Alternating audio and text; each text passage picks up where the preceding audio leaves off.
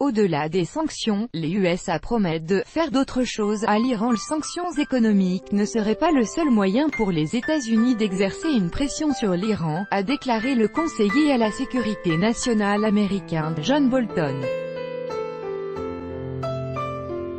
Selon lui, Donald Trump voudrait une pression maximale. Les États-Unis continueront d'exercer une pression sur Téhéran, pression qui ne se limitera pas simplement aux mesures restrictives économiques, a déclaré mercredi le conseiller à la sécurité nationale de Donald Trump, John Bolton, en déplacement en Israël. Il a précisé que l'impact des sanctions américaines contre l'Iran s'était déjà avéré plus fort que prévu.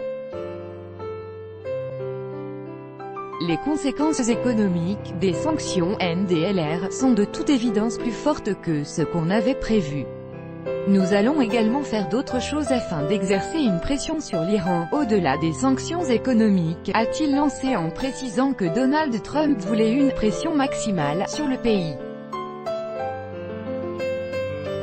Il a également indiqué que les pays européens que Washington tente de faire adhérer aux sanctions envers l'Iran allaient devoir faire un choix.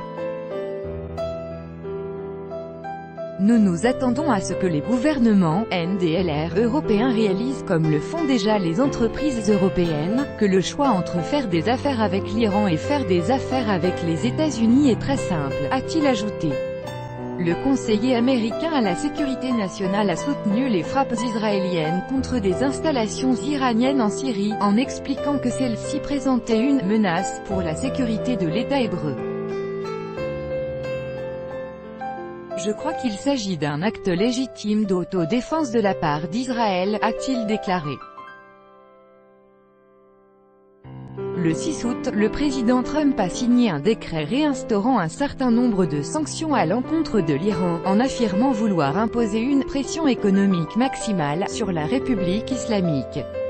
La deuxième partie des sanctions doit entrer en action le 4 novembre prochain.